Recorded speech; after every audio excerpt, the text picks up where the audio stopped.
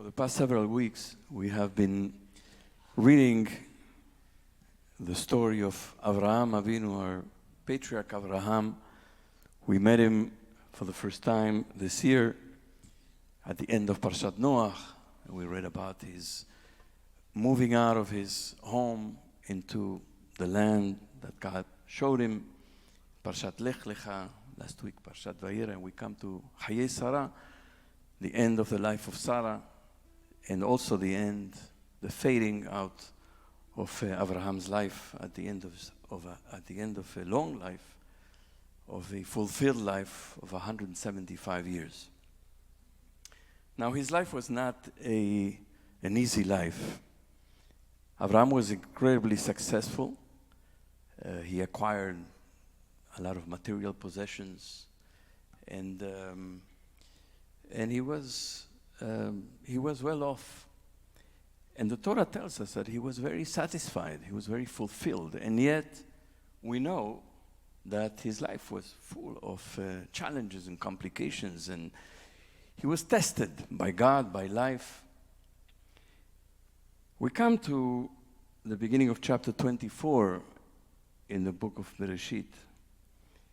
Ve'Avram Zaken Baba Yamim.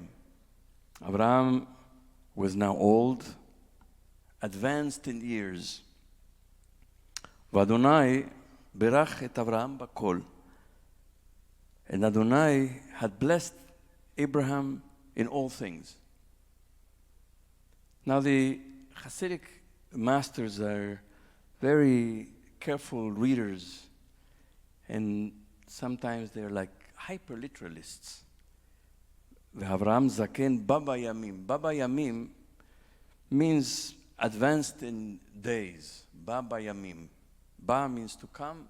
Yamim, in days. Probably is an expression to mean he's advanced in years or days. But the literal meaning of Baba Yamim is he came into the days. And the Hasidic masters explained that Abraham, in spite of all the challenges in his life, he poured himself into his days. Every single day, he brought himself with the fullness of his being. And he lived out his days with intention, with intensity, with fullness, with dedication, with commitment to life. He did not disengage. He did not retreat when life was hard, and there was plenty hard. As you know the story, it was plenty hard. And he did not retreat. In fact, he poured himself. Baba Yamim, he came into the days.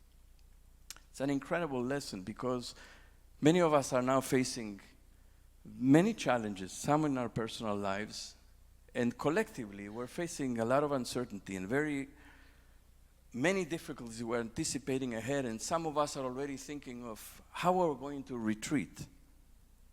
How are we going to not engage?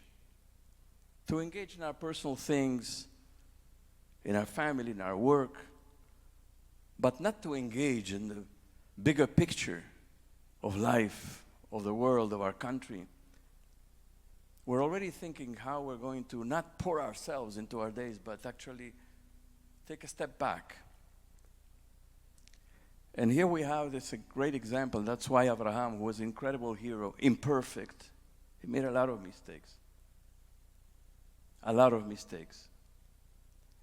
But he, nonetheless, brought himself fully. And then the text says, Adonai berach et Abraham bakol.